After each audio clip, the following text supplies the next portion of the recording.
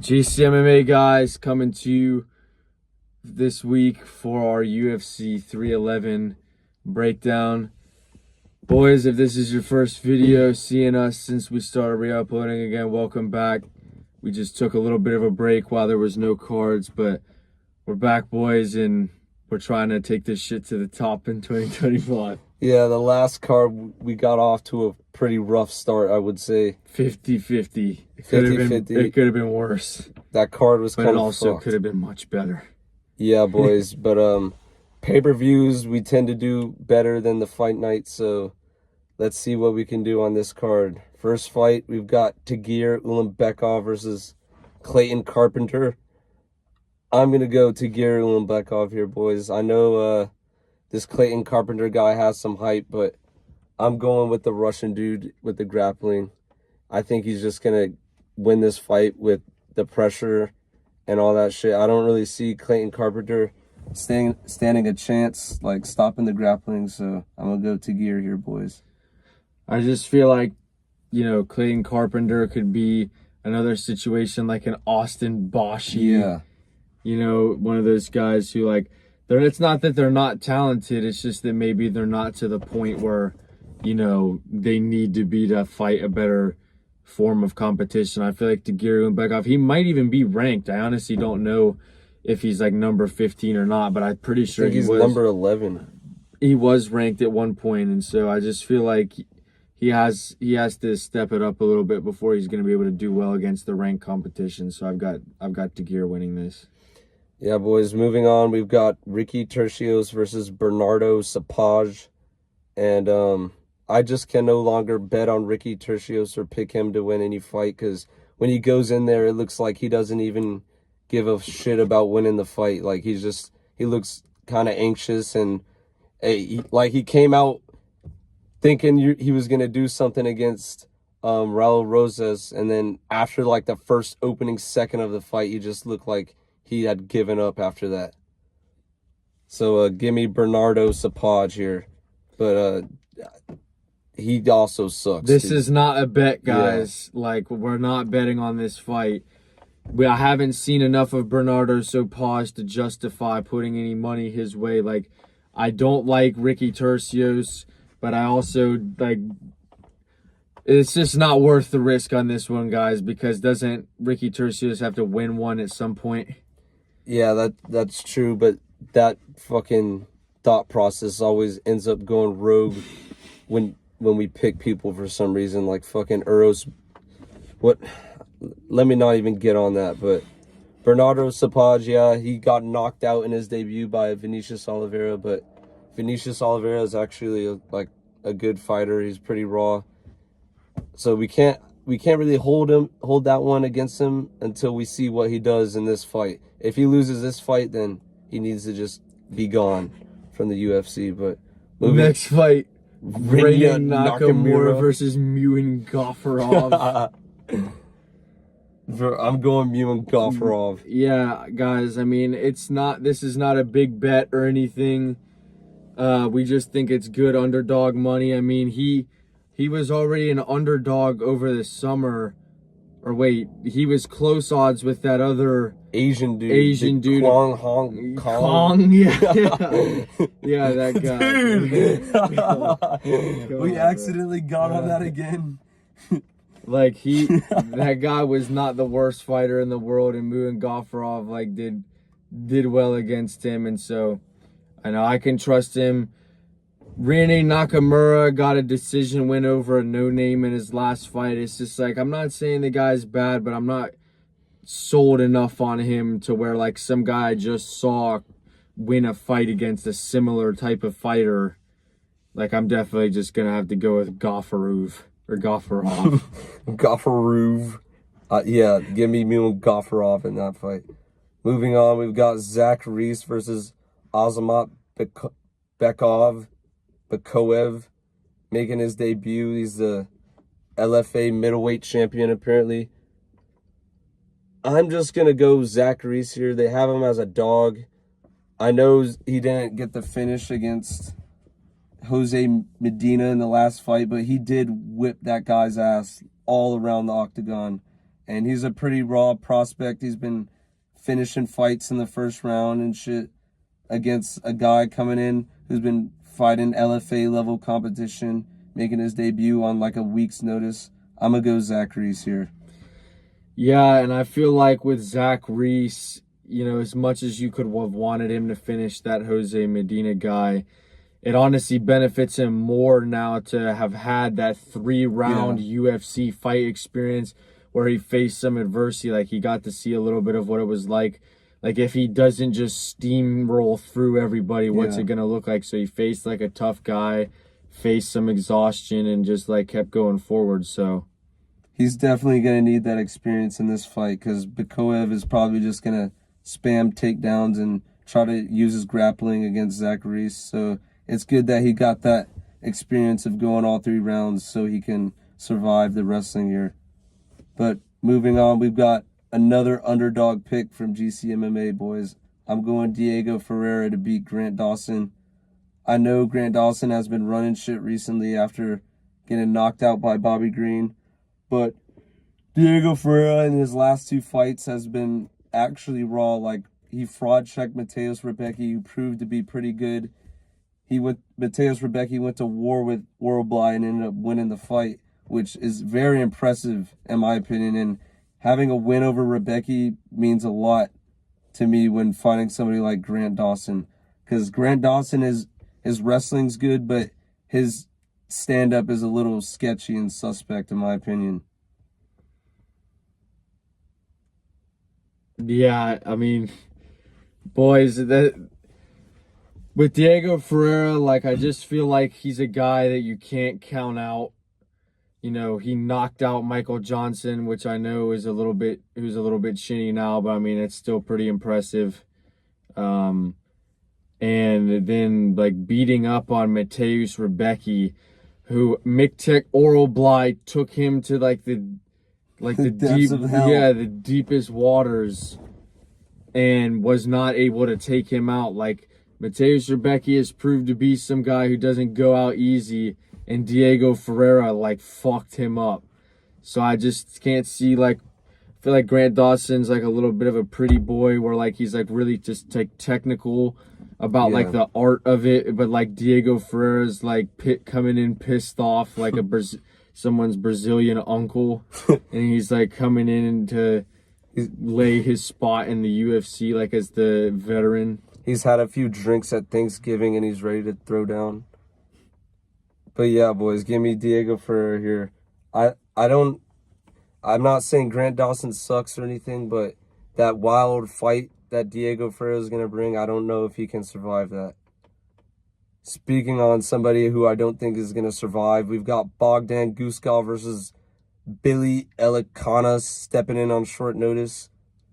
He's about to get mauled by Bogdan Guskov here, boys. Shout out to him for stepping up and saving the fight, but it's going to be a sacrifice. Yeah, guys, I mean, I really liked betting on Bogdan Guskov, even when he was fighting Johnny Walker. Like, I feel like we took him against Ryan Spann whenever he was like a plus 175 underdog, and like, you know, everybody was picking Ryan Spann in that, and you know, I've always really thought that Bogdan Guskov, like, I've liked him, I liked his fighting style. I think he can do well in that division. He may never be the champion, but like, this is like the bottom lower of tier of the competition, and he's like already pretty decent. So honestly, I'd like to see him run it back with Uros Medic after this, or not Uros Medic, Volkan Ozdemir after this. Yeah, in the rematch, because he lost the first time against Volkan Ozdemir. He got submitted. But yeah, that would be cool. And I would also like to see Bogdan Guskov versus Anthony Smith, just so we could see Anthony Smith get his ass kicked. One last time. One more ride. And then moving on, we have Jolton Almeida versus Sergey Spivak. Keep in mind, guys, these are not bets, but I'm going to have to go with Sergey Spivak to win this fight. Like, my thing is with Jolton Almeida, if you can get knocked out by Chris Curtis... No, Curtis Blades. Curtis Blades, Who else has Curtis Blades like knocked out besides Jailton Almeida in recent memory? Yeah, I don't even know, to be honest. Like, I can't think of anybody that in recent memory that he's knocked out, but Sergey Spivak lost to Cyril Gane, and wasn't that it? Yeah, pretty much it. Yeah, he lost Tom Aspinall. Yeah, he lost to Tom Aspinall and Cyril Gane. Like, I just feel like he came back pretty impressive, in my opinion, against Marcin Tybura. Like, submitting him that quickly does actually show a good amount, because... Crazy that people were picking Tybura. Yeah, that was absolutely ridiculous, boys. Hindsight's 2020, but come on. It's fucking Marcin Tybura. But yeah, I'm going Spivak too, boys. I don't really trust Jailton Almeida. Like, he gives off that energy that he doesn't really have that dog in him. Like, his fights are going to decision. He's like shooting for Curtis Blades' nuts and getting elbowed in the head and getting knocked out. But he's not trying to leave the position. He's so dedicated to grabbing the leg, grabbing his legs and sniffing nuts that he's getting knocked out. So I'm just gonna go Spivak here. I don't really fuck with Jailton Almeida at all, really. Yeah, I mean, there was maybe one point in my entire life where I thought that Jailton Almeida was like kind of raw, or like he was running anything. Like when he submitted Rosenstruck in less than 5 minutes, that was cool. But going to decision with Derek Lewis on short notice, and you're supposed to be like the boogeyman of the heavyweight division, like, get the fuck out of here. All right, up next we've got Peyton Talbot versus Raoni Barcelos.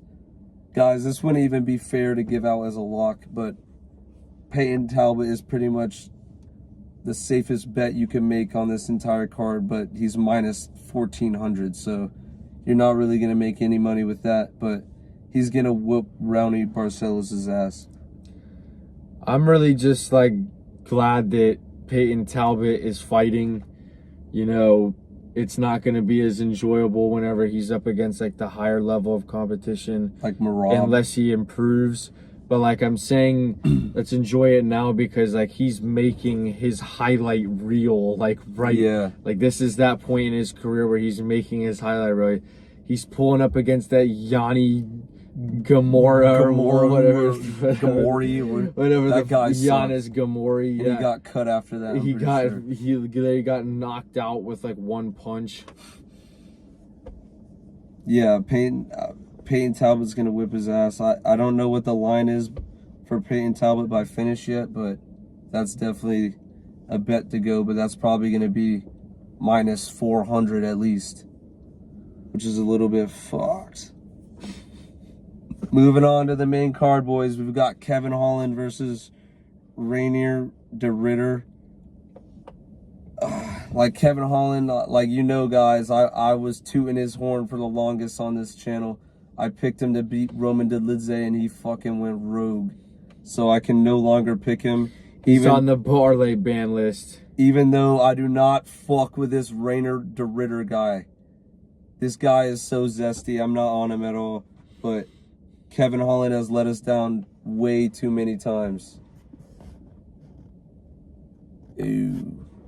20% straight. Okay, but like whenever Kevin Holland gets taken down, it's just like, you know, it's cooked. He's fucked when he gets taken down, and that's what Rainier de Ridder's probably gonna do. He was hanging in there on the ground with Gerald Meerschaert, who's actually good on the ground. So I think he can enforce his will upon Kevin Holland on the ground. But if it stays on the feet, if he's trying to be raw and keep it on the feet, Kevin Holland definitely has a chance to win, but I don't see that happening. Yeah, like we said, guys, this is not a bet. It's just a pick. I would not want to get caught betting against Kevin Holland, because I'm not willing to bet on this Rainier de Ridder guy. But I'm also not willing to bet on on Kevin Holland. Yeah. It says rogue, guys. I do not advise this. Maybe sprinkle Kevin Holland in the event that he isn't gonna be on that in this fight, like, and it's just the one that he shows up in and actually tries. then yeah, he's worth the bet. But otherwise, I would just lay off of it. Yeah, I agree with that. Moving on, we've got the actual lock of the card here, boys. This isn't crazy odds like Bogdan Guskov and Peyton Talbot. We've got Moicano to beat Beneil Dariush's ass. Moicano cannot afford to lose, boys. How many times does he have to tell us this shit before we just bet on him every single time? Come on. Especially against Beneil fucking Dariush. Are you kidding me with Beneil Dariush? The one time we picked him, everybody was acting like he was the best thing since sliced bread because he knocked out Jakar Close. He's a dark horse. Went to decision with fucking Tony Ferguson on his third fight losing streak. And then, what did he beat Gamrot. And then got knocked out by Charles Oliveira. And then knocked out by Arman Tsarukyan. Dariush is a guy on the ban list too. We bet on Dariush against Tsarukyan. He got knocked out in the first round. We've been on the Moicano train for a long time, and we're not getting off anytime soon. He's about to whoop Beneil Dariush's ass. Yeah, I really hope so as well, because this is a bet. Okay, we are definitely taking him in this fight. Yeah, boys. Moicano wants money, and we want money too. So fucking bet on Moicano, boys. Next up, we got Yuri versus Jamal Hill. Another close fight on the card. I'm gonna have to go Yuri here. I don't really like Jamal Hill's mentality after the loss to Alex Pereira. He's been making excuses pretty much ever since that happened, and has been crashing out online and on Twitter and shit for the past... And pulling up on Alex Pereira in the gym. Come on, dude. And when Pereira's giving him gloves to run it, he's like, I'm going to get paid for it. You're pulling up, and then when they're trying to run it, you're backing down. I can't really bet on you to beat somebody like Yuri, who's spending 3 days in a room with no food, no lights, no nothing, just thinking about all the ways he's going to kick your ass. Yeah, I mean, guys, I'm definitely going to go with Yuri as a pick in this fight. I do really like Jamal Hill's fighting style as well. I actually picked him against Alex Pereira. I think that I will not be mad if either of these people lose. I'll be a little bit sad because Yuri Prochazka will certainly be on the decline. If he's getting knocked out twice in a row after almost getting knocked out against Alexander Rakic. I do still really like him. He's probably my second favorite fighter in that division, but he just does not really have the same chin, I feel to last him throughout in a war like he was running with Glover Teixeira or something like that. So it's possible Jamal Hill can definitely land some good strikes and catch Yuri, but like I said, I still think that Yuri probably has more to offer Jamal Hill, and I'm going to pick him to win this fight. Yeah, Jamal Hill definitely doesn't suck as a fighter. He's definitely very good, especially he's a very good striker, but I think Yuri is going to be able to use his weird and unorthodox tactics, and I know he went to the wrestling with Pereira. I think if he tries to mix it up with Jamal Hill like that, that would definitely be beneficial to winning the fight. But moving on to the co-main event, probably the fight I'm the least excited for on the whole fucking card, besides the women's fight. We've got Merab versus Umar in the co-main. 2 fighters I fucking despise. With everything I have. Boys, the bantamweight division has certainly moved back a couple spots on my favorite division list. I feel just a year and a half or, even a year ago, 2 years ago, they were saying the bantamweights is the most exciting division, and it's the top of the division's Corey Sandhagen, Umar, Merab, where they're just wrestling people. Aljo's coming back or some shit. It's really just gotten kind of clogged at the top. Sugar Sean was the light at the end of the tunnel, and he proved that he he just got famous and doesn't really give a fuck anymore. I mean, I still like Sugar Sean O'Malley, but it just seems like, maybe he has priorities on other things. Like the division has just really Talbot is the taken a last step hope. back. Yeah, he is definitely like the last chance in that division. Yeah, because I don't really look forward to either of these guys being the champion after this card. So, but I think I'm going to pick Merab. Umar's, I know he had a good fight against Corey Sandhagen, but I don't really think Corey Sandhagen is that good anymore, to be honest. He took the one guy who came in on short notice to fight him. He's taking him to decision, going to decision with fucking Nate Maness. I know Merab is going to decisions with everybody, but he's just putting on like dominant hug fest and shit on people. But he's done it to top opponents. Yeah. He did it to Aldo, for Christ's sakes. Yeah, no kidding, boys. Like Aldo's takedown defense is definitely better than Corey Sandhagen's. Yeah, give me Merab, but I don't really give a shit who wins this fight. Yeah, either way, it's gonna suck. It's a lose-lose for us and for anybody who's hoping for an entertaining title fight in the future of the bantamweight division.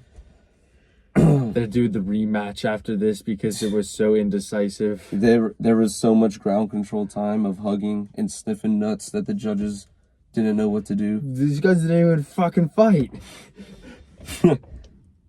Main event, boys. Islam Makhachev versus Arman Tsarukyan.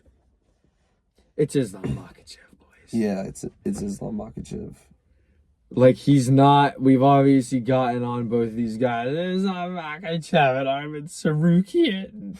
Like, we've gotten on them in the past, and rightfully so. Like, I still don't really like either of these guys and their fight style, but I just can't deny that, Islam Makhachev is, like, pretty talented, and he's a pretty skilled fighter. Whether I enjoy... I mean, I'll say this. He has been making me a fan more and more. Yeah. Over his last few fights because he's actually getting decisions. But if he's just going to be someone who's going to, like, wrestle and, like, lay and not in an entertaining way, then I honestly like him more than Arman Tsarukyan because at least he finished Charles Oliveira and didn't win a 3-round decision.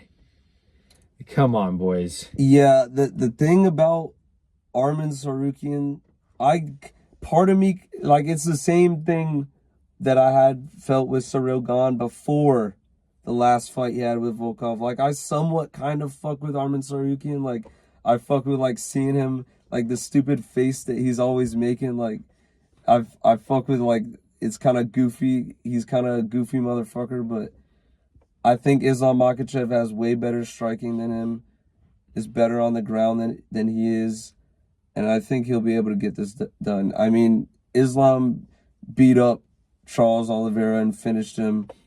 Arman Tsarukyan went to a close decision with Charles Oliveira. I know the MMA math, but I'm going to have to go Islam here, boys. I think, yeah, with Khabib in the corner too, give me Islam. Yeah, and just to add on to that, like, I think Islam Makhachev is probably the best fighter in that division currently. Like, and I'm looking through the rankings, I can't really think of anyone I see beating him. Like, yes, of course, we like Marcio Ruffy and Moicano. Yeah, and guys, and Gene Silva.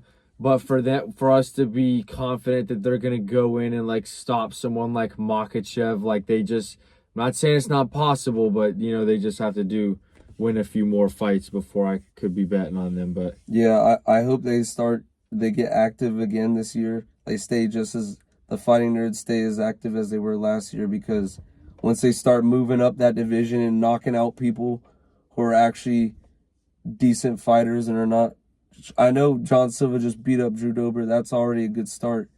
But I need to see, like, them against the top levels of lightweight. And then John Silva just needs to stay at featherweight and let Ruffy run lightweight. Yeah, I completely agree with that. But anyways, boys, we hope you enjoy the card this weekend. Drop your predictions in the comments and whether you're fading. Because, boys, we get it. After a week like last week, it almost makes you guys a little bit, interested in fading some of our picks. So, I mean, if you're fading us or tailing us on anything, drop us in the comments. It's all love either way. We just are interested to see who you boys got this weekend. Yeah, boys, this card has a lot of fights that could honestly go either way, so I'm excited to see who goes rogue and what fucking happens on this shit, because that's something that will always be guaranteed when you're watching UFC, is that somebody will go rogue. Without a doubt. And it's a matter of time, boys. All right, boys, we'll see you in the next one. ZCMA out.